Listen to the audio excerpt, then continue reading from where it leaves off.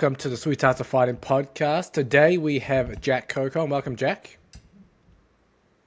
Yeah, cheers for having me on, James. Really looking forward to discussing some nutrition for fighting and boxing and sharing my pearls of wisdom, I guess, and discussing some topics with you, mate. Perfect. You were well recommended from Andrew Usher, we mentioned before the podcast. So shout out to Andrew. And if he has someone that he thinks would be good for the podcast, always bring them on. He's always got good connections there with the guests. But for people who don't know you, Jack, do you maybe provide a brief background about yourself, and we'll go straight into it. Yeah, so if anyone doesn't know me, I'm a boxing nutritionist, and I use that term because I used to work with an array of combat sport athletes, but really sort of found that I was only really passionate and really enjoyed working with boxers. So I'm kind of a full-time nutritionist working with professional boxers and some amateur boxers. I used to be a chef when I was younger, so I sort of did that when I was younger, enjoyed cooking, and then sort of got too stressed out in the kitchens, and then thought I want to do, the science behind the plate, and then got into nutrition.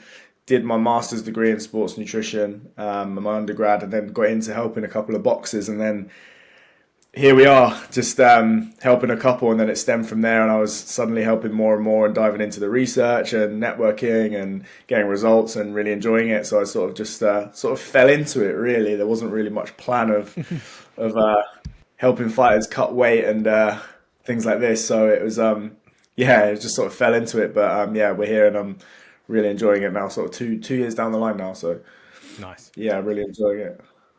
How far do you go then regarding the actual nutrition for boxers? Because you're obviously a trained chef. Do you cook for them like in camp and stuff like that, or is it more kind of like this is what you need to eat, etc., etc.? Yeah. So do you know what's funny, James? I used to watch the like behind the scenes documentaries, like Errol Spence, like In Camp with Errol Spence, or Yeah. these kind of things. Yeah, that is literally what I would love to do. I'd love to be living with a fighter and cooking for them. Obviously, just being the port of call and controlling kind of everything, the whole intake for this fighter. That's happened a couple of times in terms of, blocks like 3-4 weeks or the fight week. So in answer to your question, yeah, I mean, I have cooked for fighters in the acute weight loss phase, creating recipes and dishes and then cooking it and then providing it to them, just taking control. I've yet to have a full camp of cooking for someone, but yeah, I think that's a thing a lot of nutritionists can't actually cook, which is crazy, like absolutely bonkers. But yeah, I do that for some of my guys if I feel it's necessary, and obviously if they have the budget to and stuff like that. So Yeah. that's super cool getting involved on the front line and cooking and creating recipes and things like that for people. It's one of those things where people love cooking for people, but they don't like cooking for themselves. It's the same with me. I love that whole process of presenting the plate in the fight week and fighter coming back from training and having a plate of food they can look at and it looks visually appealing and it ticks all the boxes and they enjoy it and communicating with them. So yeah, I think cooking is a big part of my practice. Awesome. And we've you mentioned weight cuts a few times. We've had quite a few really, I guess, prominent, I guess, nutritionists on the podcast talking weight cuts, nutrition. Guys like Danny Lennon, Jordan Sullivan, Peter Miller. Others escape me right now. I mean, it's back in the podcast archives, but we'll definitely touch on the weight cutting aspect. But before we do that, obviously you have a lot of boxers that come to you for nutrition or you're working with. What are some of the bigger mistakes, not just weight cutting, but outside of the weight cutting that you see a lot of these boxers doing regarding their nutrition for their fight performance? Yeah, obviously we'll come on to talk about weight cutting, which would be interesting because I think some of those guys that you're talking about there, who I know, talk about nutrition for predominantly like Muay Thai and MMA, which is I do think the nutrition for boxing is very, very different, even though it's a combat sport. I do generally believe it's very, very different and niche. But in terms of the biggest mistakes that boxers make, I think number one, to be fair, James, is probably just like laziness and actually forgetting to eat. And it sounds crazy, but the amount of fighters that I've had in consultations or spoken to outside of camp and bits and bobs, where they just forget to eat. They're so busy with training and commitments, and it's just like, oh, I just had like a grenade bar instead of a meal because I was on the go and I had to pick so and so up and I had to do this interview and do this and do that. There's actually a lot of this whole culture now of I didn't have time. So a lot of them don't prioritize nutrition as probably as much as they should do. Is probably one of the biggest mistakes that I see. And probably just like underfueling themselves as well. Going into morning sessions in particular, not eating enough. Like Oh, I yeah, used to have guys that fasted. have like, Yeah. yeah, and it works for some people, guys that have done Ramadan and cultural beliefs, and they've watched the latest Joe Rogan podcast and they want to fast and they want to try these things.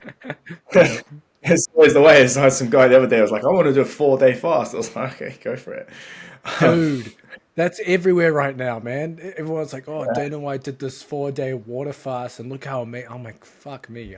Like, if you're if you're trying to perform and train and stuff, imagine just like not having fuel. Like, why would you do that?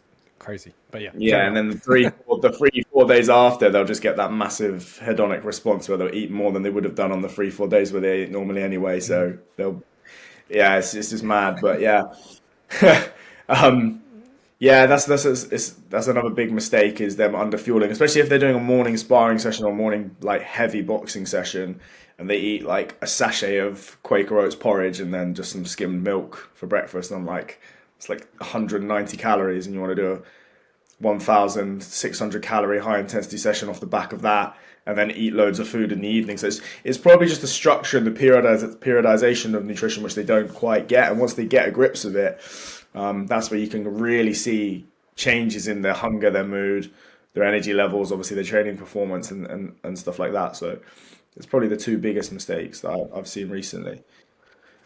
Nice. I want to come back to what you mentioned about boxing nutrition being different to say Muay Thai and MMA. Do you want to maybe expand on that a bit? Yeah, I think MMA and Muay Thai, there is a very, very, very big cultural thing around weight cutting. And the more I've been in and around boxing for the last 2-3 years, in close inside camps and seeing day of weigh-ins, which obviously is not a thing in MMA or Muay Thai, is it? Like on the day weigh-ins, it's always the day before. So we're looking at boxers that are weighing in at say 3:30 and then fighting at 6:15. So Mm. it's kind of completely different. Also, you don't have the grappling element. It's purely just striking. So if you're potentially rehydrating heavier, are you going to be sluggish? Are you going to be less fast and like reaction slower? So I think it's a lot different in terms of that. Also, the training is very different as well in terms of those guys doing maybe triple training days if they've got to do grappling, striking, wrestling, etc.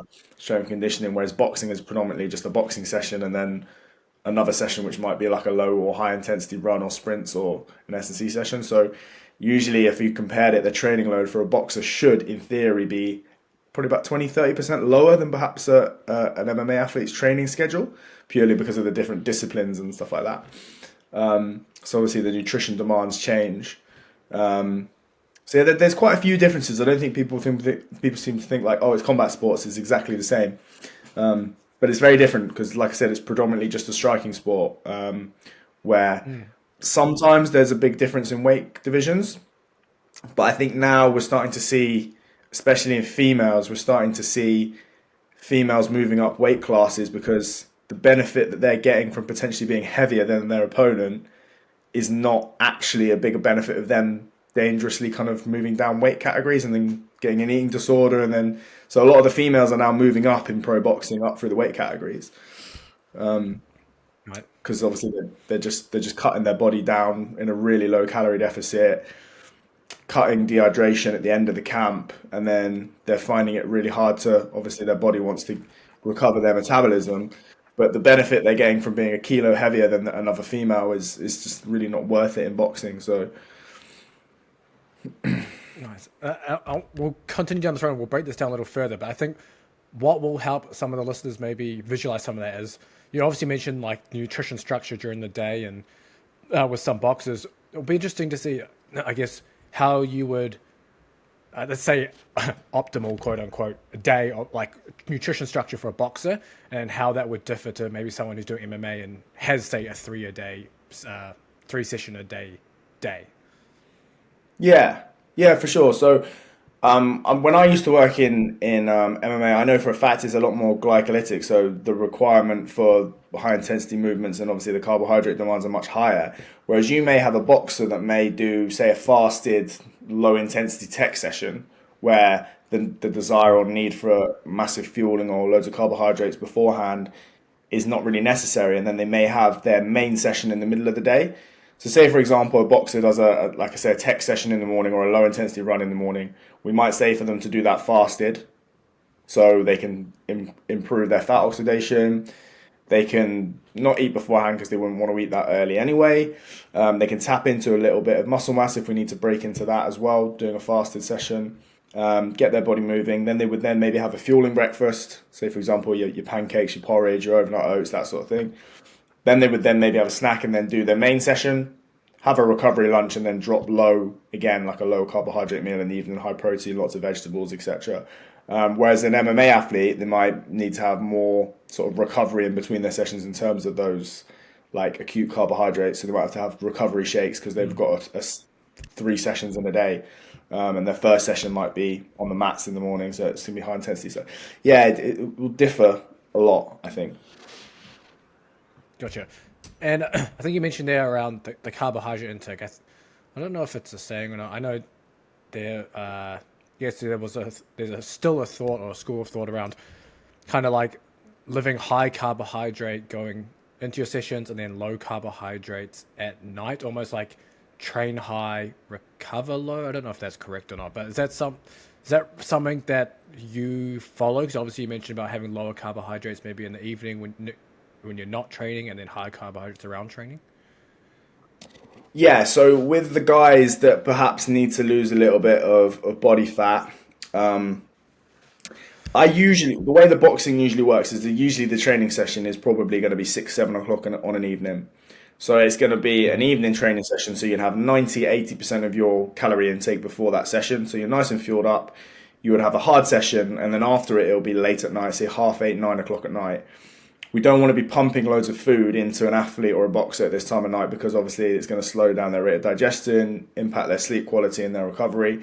So it's just a natural, nice time to just say, okay, well, let's just drip feed in some protein here and then let you go to sleep and almost let you do the weight cutting whilst you're asleep, so your body's not really suffering. You don't feel the effects of it.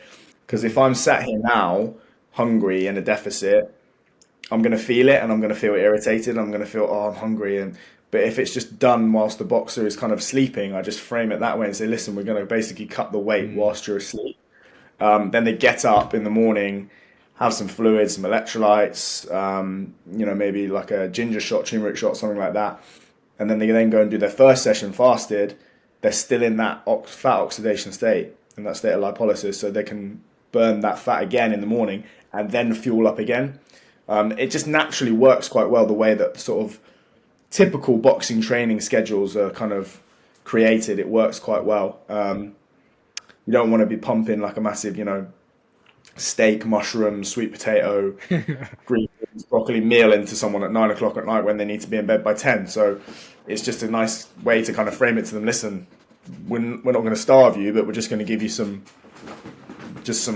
a meal based around protein, whether that's a smoothie with some micronutrients in, some berries, some chia seeds, whether it's a bowl of Greek yogurt and some fruit and some nuts or something like that, or it's going to be a protein shake with some peanut butter blended in there, some ice or something.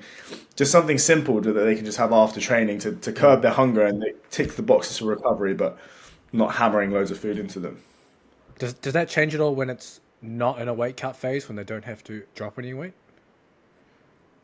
Yeah, if they don't need to drop any weight, because I do have some fighters or have worked with some fighters that don't need to be dropping that body fat, or they might have a really hard session, say in the morning, first thing, like sprints or track work or something.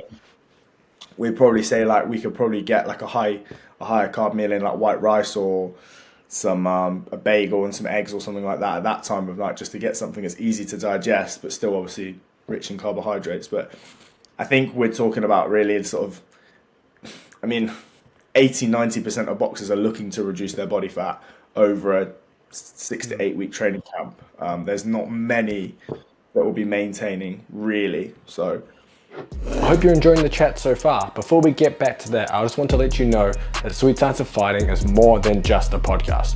We have a full training app with strength conditioning programs for strikers, grapplers, and MMA athletes, so you don't have to think about what you're doing and you're getting access to the latest scientific methods to improve combat sports performance. We have programs specifically for judo, for jiu-jitsu, for wrestling, MMA, boxing, Muay Thai is coming soon. All these things are going to be in the training app. We also have a private community where some of the coaches that have been on the podcast are in there to help you with any training questions and any performance questions you have. For example, Andrew Usher and Casper DeVitt. We also have some online courses within the training app. They cover strength, conditioning, mental skills, and weight cutting. And finally, we now have Ryan Villalobos in the community, a second degree jiu-jitsu black belt, who is there to break down any of your grappling matches that you want seen to by a second eye. He's currently breaking down videos on a separate Sweet Science of Fighting YouTube channel, and he will break down your video within the community. So if you have a match or a roll that you just recorded, you can upload that in there and Ryan will break that down for you. So what are you waiting for? Jump down in the description. You can check out the Sweet Science of Fighting Underground. Otherwise, enjoy the podcast. Yeah. If someone's out of boxing camp and they train at, say, like 6, 7, 8 p.m. class, I know a lot of people struggle to sleep after that. And as you mentioned there, if you're having a big meal, that might impact it. How does that meal change for someone who's out of camp, just kind of training their boxing, but finish class at, say, 8 p.m.? Would you still do the similar thing there, where it kind of be more just protein, fat orientated, or would you still be adding the carbohydrates in?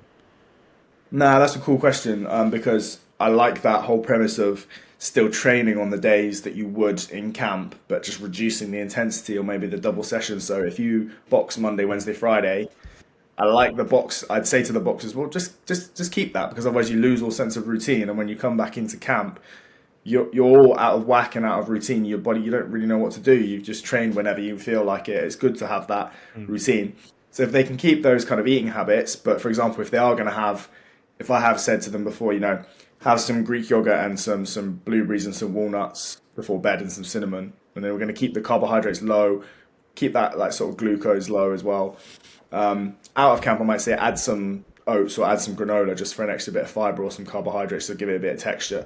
So we don't change the meal completely in the habit. We just change a few things in and around like the sort of the formation of that meal, if that makes sense. So we're not getting them to have Chinese takeaway at 9 p.m. out of camp, or Yeah. I don't recommend it, but they do it anyway. So yeah, hopefully that helps some of the listeners, obviously, who might just be more recreational, boxers and things like that too, or just like national competitors that, a lot of people train in the evening after work and might struggle to sleep afterwards, but keeping that meal light might be a way to do it, as Jack was talking about there. But I also wanted to dive in. You obviously mentioned about the rehydration after weight cuts. Obviously, some of your guys are weighing in at 330 and competing at 637. Obviously, it's slightly different than the 24-hour weight cut. But you obviously mentioned as well around they don't want to add too much back to be too heavy for that, because it might not benefit them as much in boxing compared to something like MMA. Don't maybe dive into a little bit of that and how your weight cut strategy changes then, or even your weight cut rehydration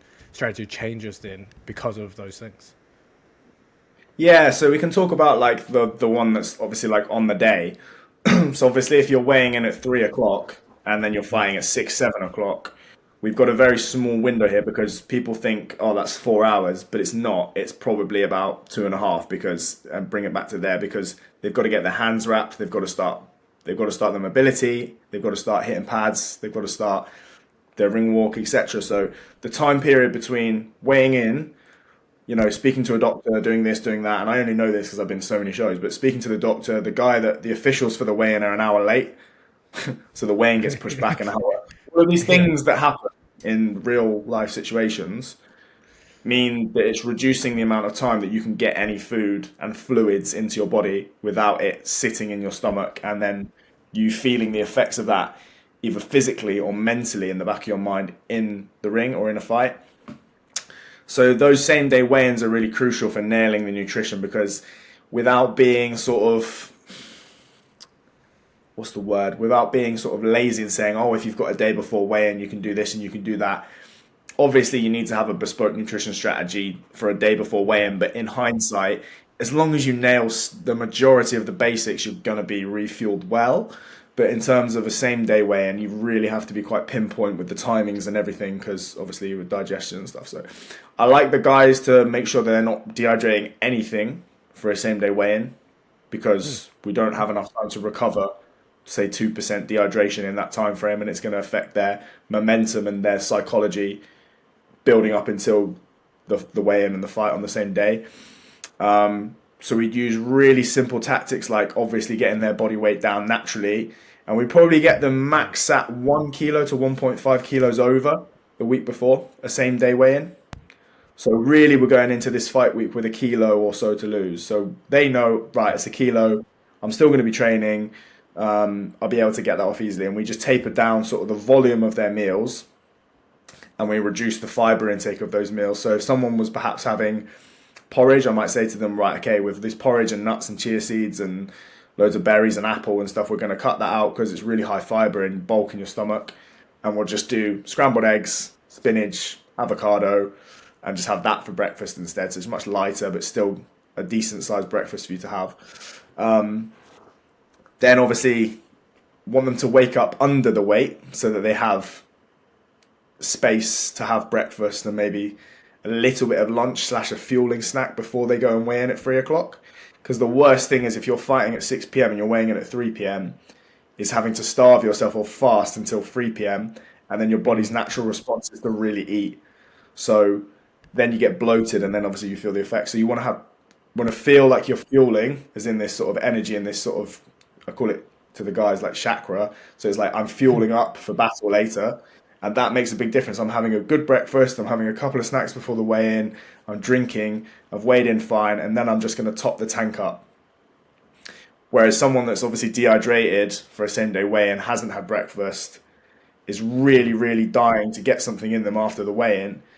Those are the guys which usually perform like quite sluggish because they've had like a Nando's and then they've had a load of fluid and a load of this and a load of that. And they just feel really sluggish in the ring because it just hasn't digested in time.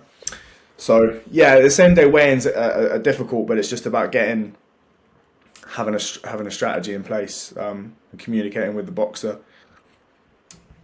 So what are some of the snack options then you would recommend for someone who's having something before the weigh-in on the weigh-in day?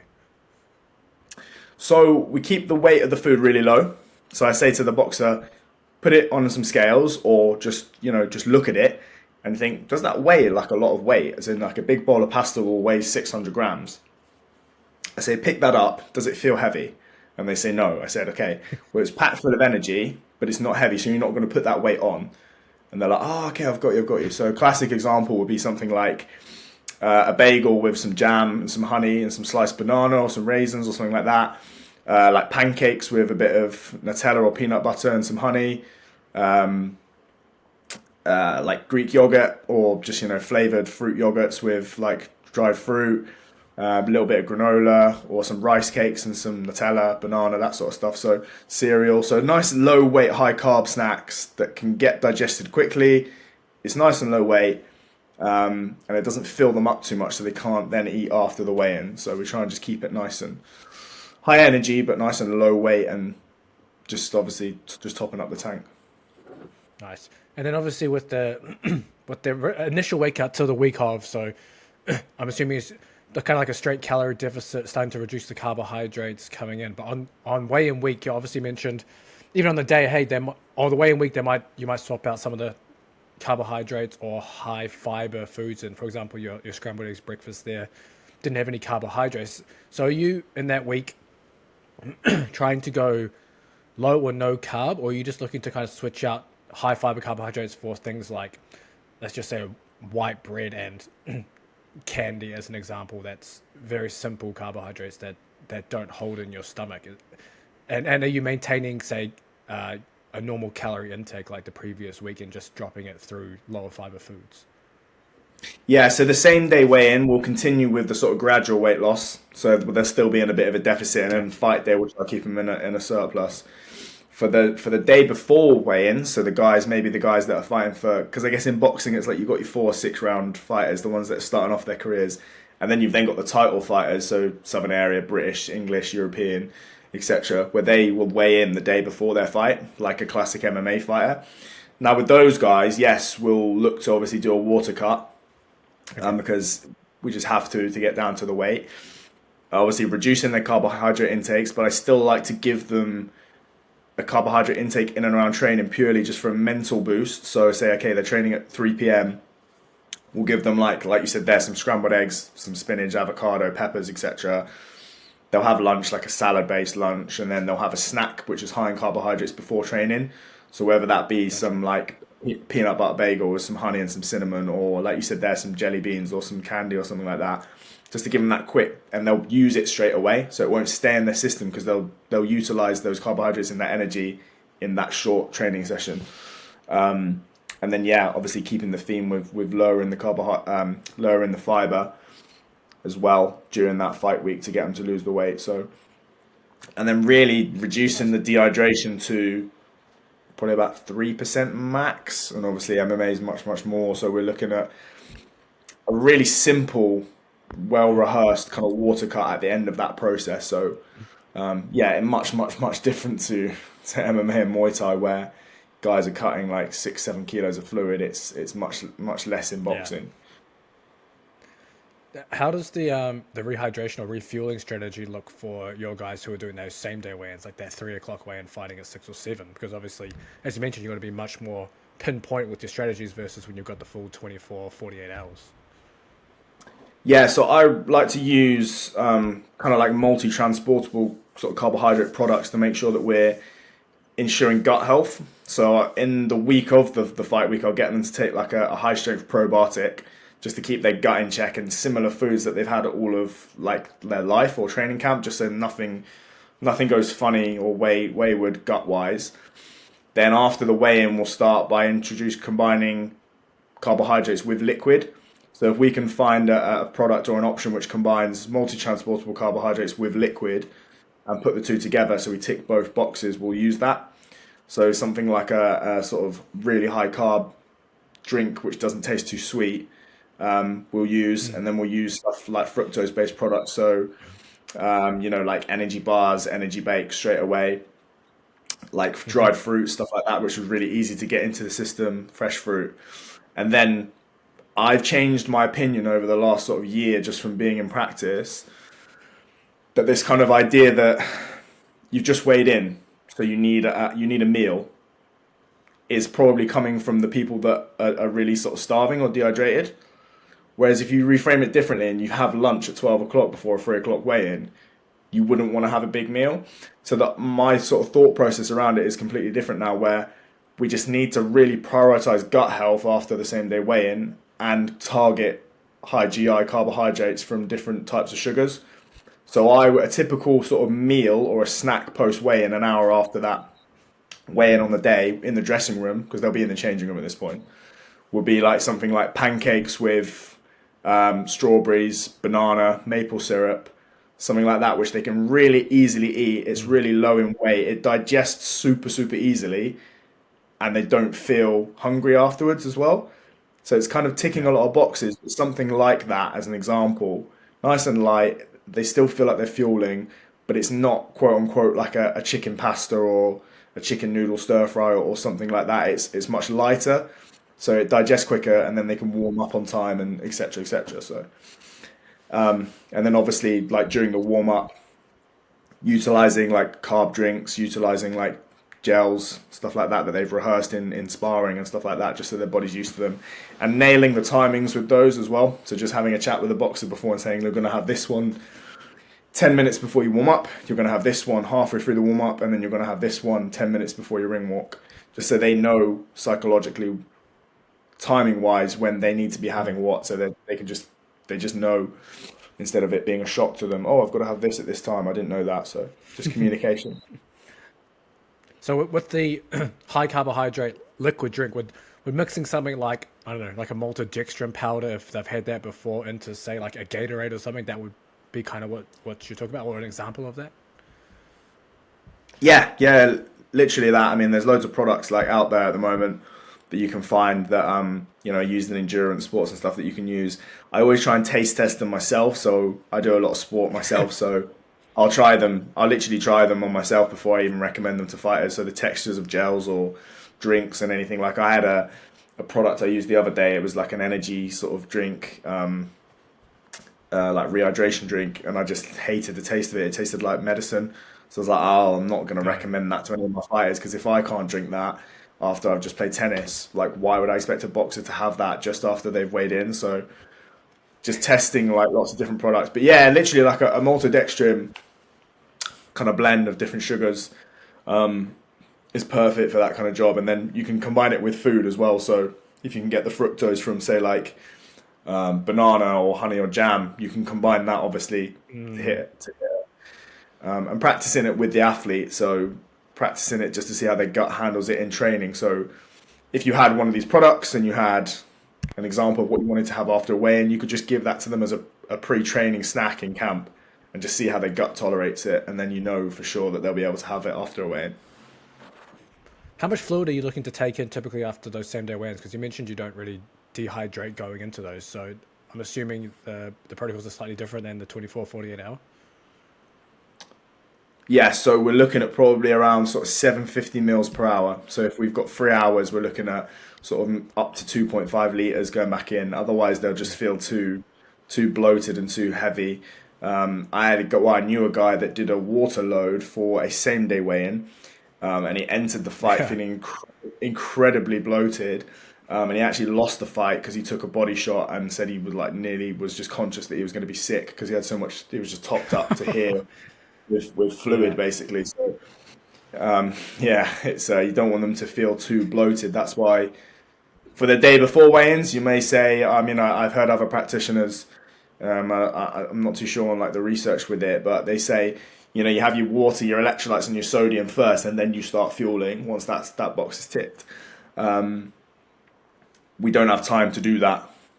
We just don't have the time. So we have to get the carbohydrates and the energy into the tank and the calories into the tank for the fight straight away. So we don't have any time really to kind of, we're going to take 2 hours to just rehydrate and just get some electrolytes back in. We have to combine it all together. How does that approach change or not change if, say, the weigh-in was in the morning, say like 9 a.m., but the fight time is still 6 or 7 p.m.?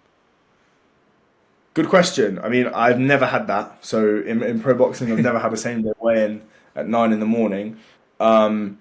I guess if there was probably 6 hours extra time, you could do a little bit of dehydration, probably 1%. So if someone was over, I'd probably say, okay, well, we can do a light skip out or something, a light active sweat out in the morning before the 9 a.m. weigh-in. Similar to what amateurs would do. So I know amateurs have done that.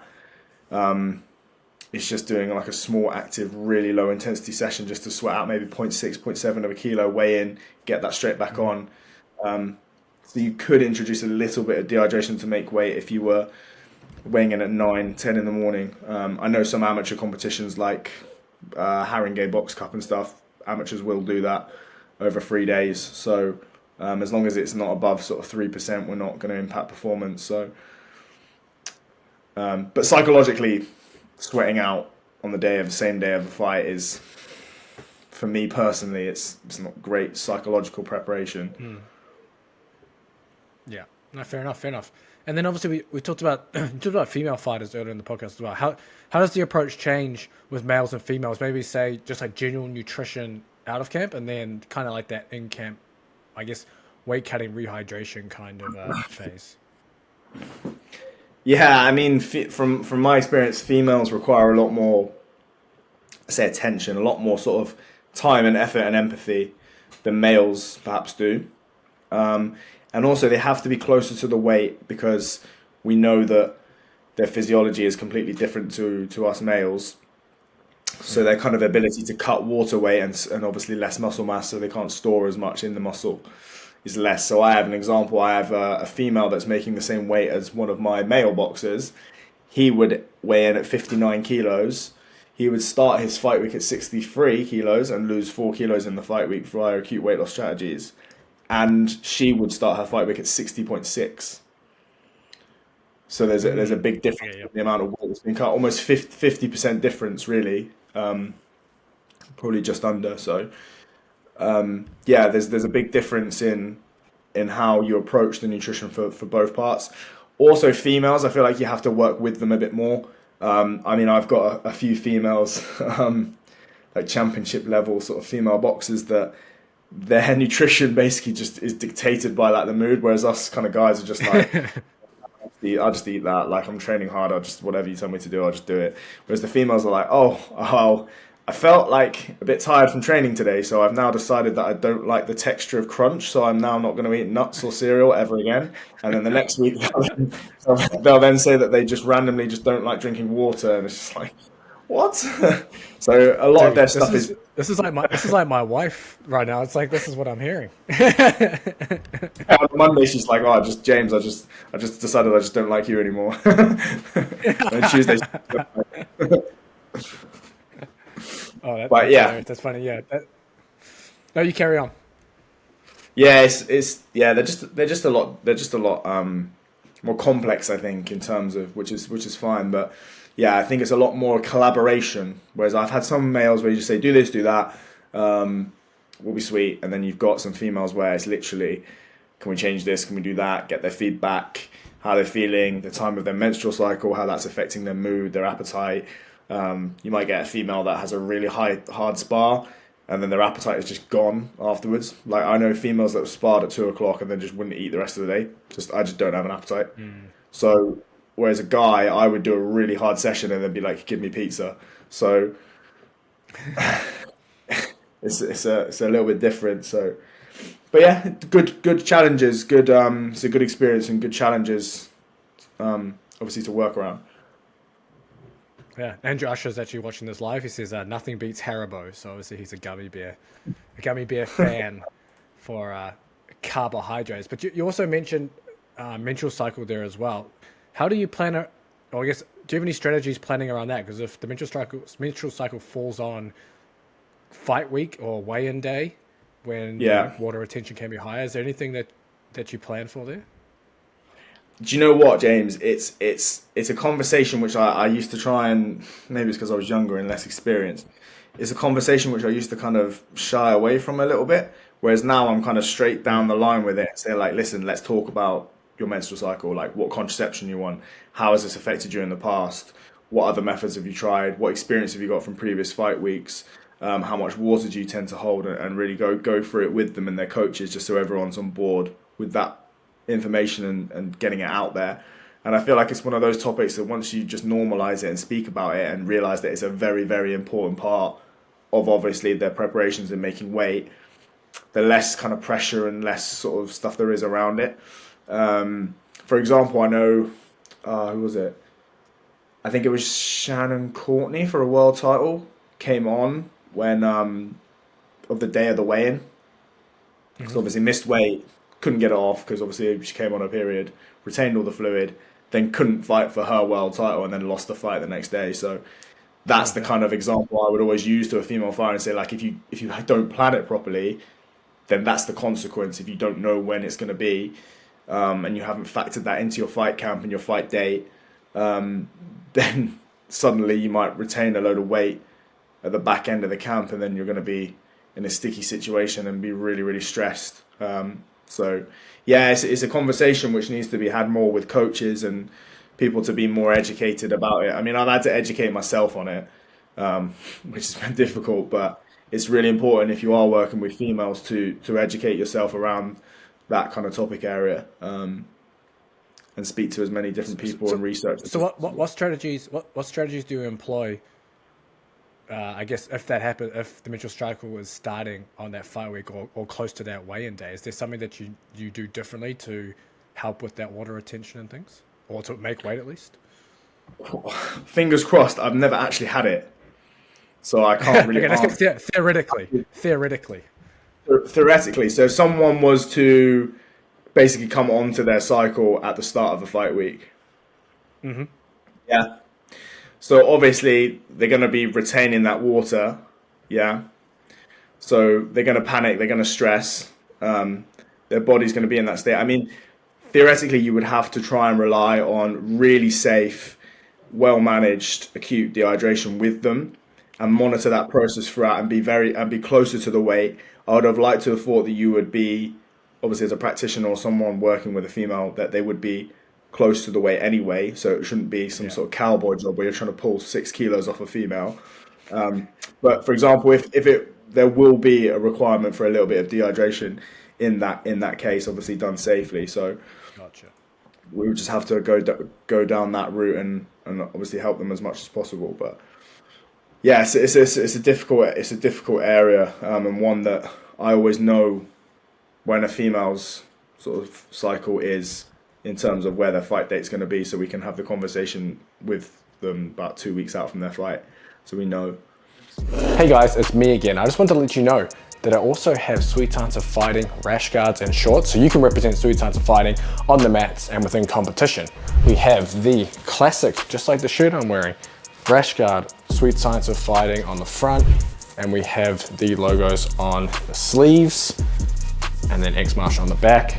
We also have that in a shorts variation, same thing, with the Sweet Science of Fighting writing on one leg, and we have the logo on the other. But my personal favorite, this is my personal favorite by far. We have this in black and white, and it is the Taniwha Protector Guardian version of the Sweet Science of Fighting with the logo on the back.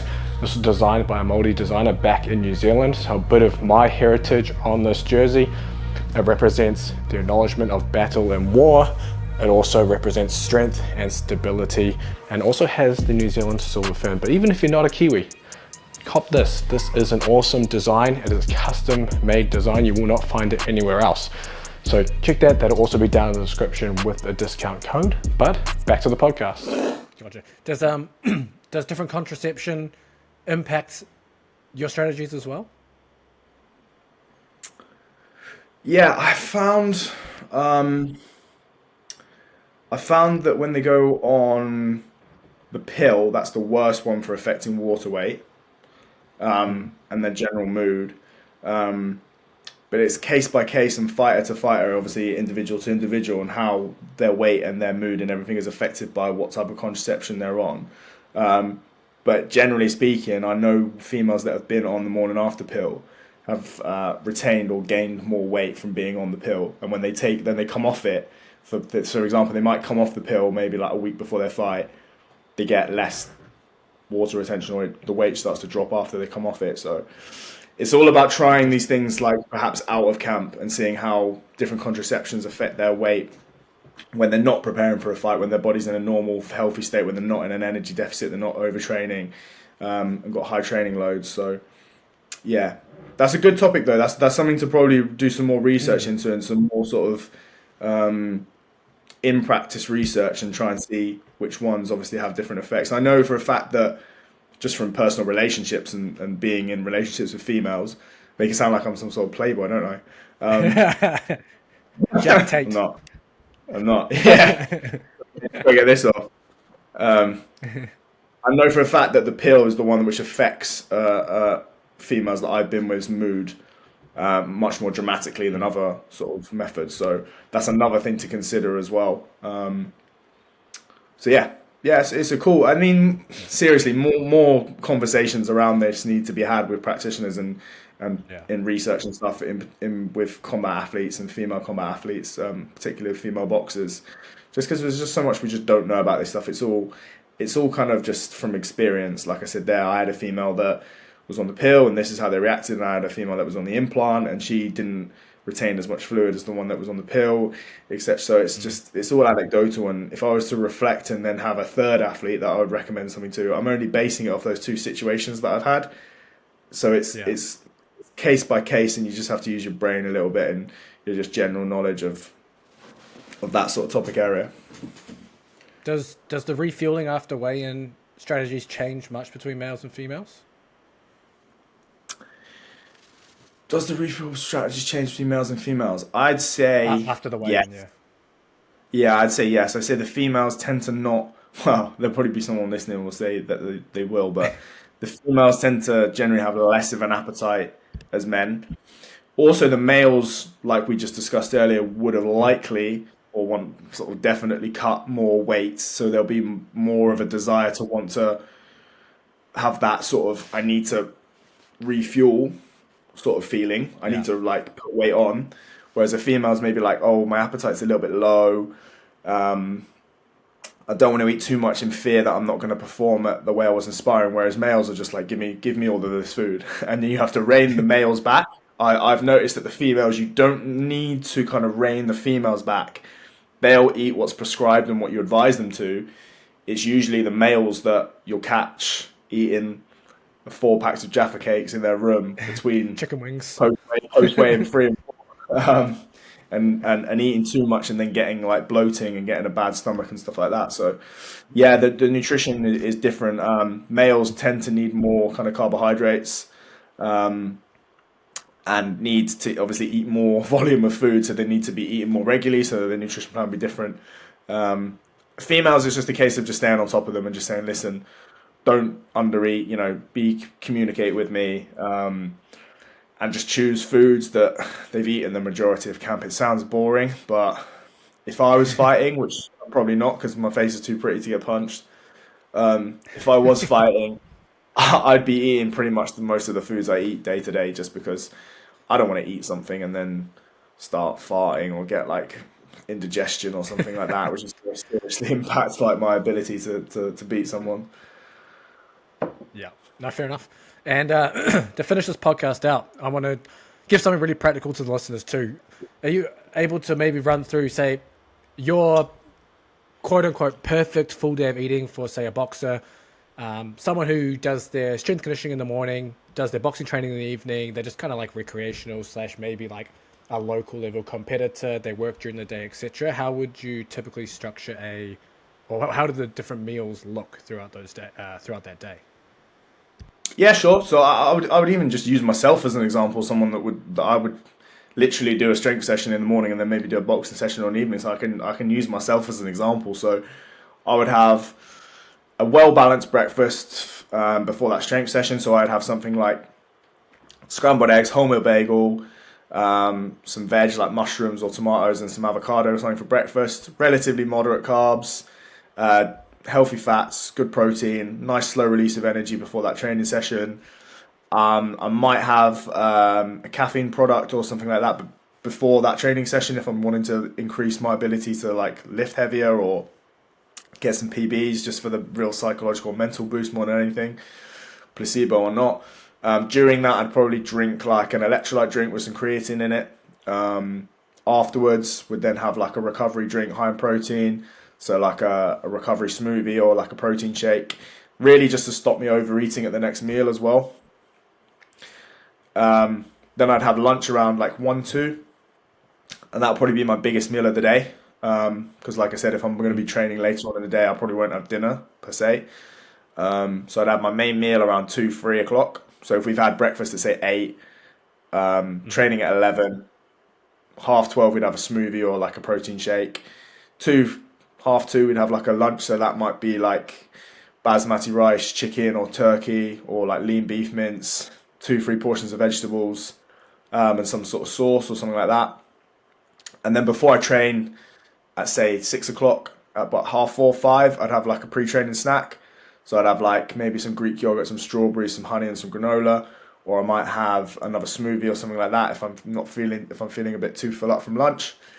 I'd train. If I was going to train really hard, I'd have a snack before it again, so like just quickly half a banana or an energy bar or something like that. During training, have like a sort of Powerade or like a nice tonic drink, just if I'm sweating loads and it's going to be a hard session. And then afterwards, I'd then, like I said, have something high in protein, low in carbs, and just nice and light. So my go-to, I'd have maybe like a 3-egg omelette, or I'd have a bowl of Greek yogurt and some fruit, something simple like that afterwards, or just like some chicken salad or something like that.